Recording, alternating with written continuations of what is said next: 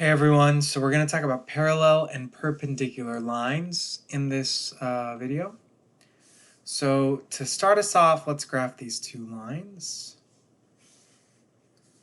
So this first one, we have a slope of 2 and a y-intercept of 3. So I'll plot my 3, and then since my slope is 2, that's equal to 2 over 1. So I'm going to go up 2, go to the right 1, go up 2, go to the right 1, and I'll draw the line. If I do the other one, I can see that, once again, my slope is 2, my y-intercept is -1, so that starts right here. And again, since slope is 2, that's 2 over 1. I go up 2 to the right 1, up 2 to the right 1, and I can see what the line is.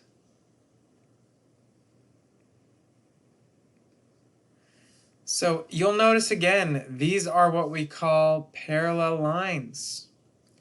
And the reason they're called parallel is they don't intersect each other. They're never going to intersect. And they have the same slope.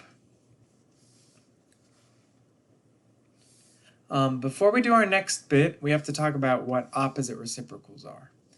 So opposite reciprocals are when I take a number, I change the numerator and denominator, and then I take the opposite sign. For example, here, the opposite reciprocal of 1/2 is when I make it 2 over 1, and then I put a negative in front of it, so that becomes -2. Here, -3 over 2, I flip it, becomes -2 over 3, and then I make it positive, the opposite of the negative. -5.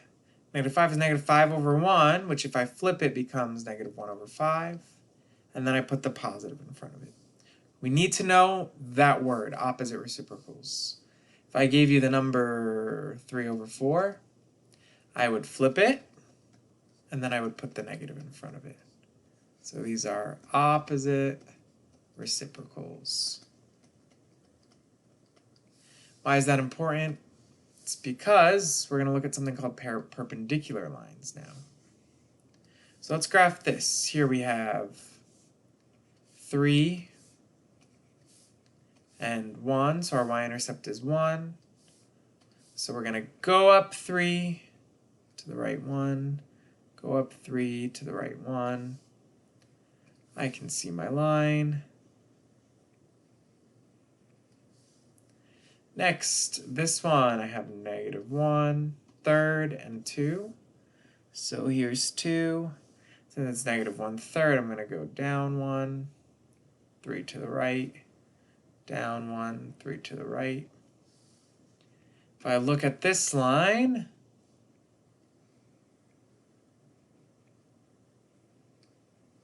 if you notice, I'm going to move these reds. These are perpendicular. They make right angles. Whenever the slopes are opposite reciprocals, they make right angles. And so we use the word perpendicular to talk about them. Okay, let's do some examples with parallel and perpendicular lines. So I want the equation of the line parallel to y equals 5x plus 1 that passes through the point. -2, -3. I know since the line has to be parallel, the slope has to be the same. Slope is 5. That has to be the same. And then I want it to go through the point -2, -3.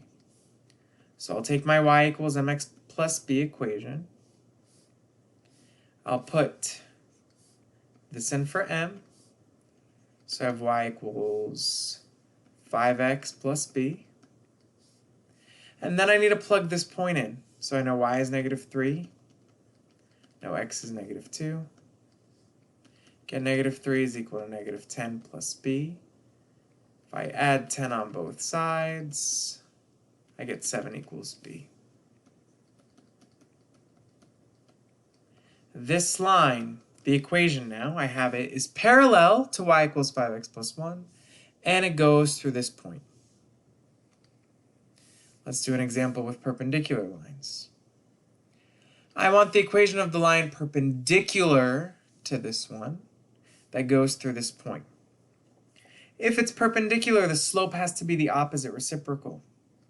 So, negative 1/4, I flip it. And then I change the sign, so now it has to be positive. So this is the slope. Next, I put this point in. So now I know y is equal to 4x plus b. I put the point in. Negative 5 is equal to b. So my equation y is equal to 4x minus 5. This is perpendicular to this line, and it goes through this point.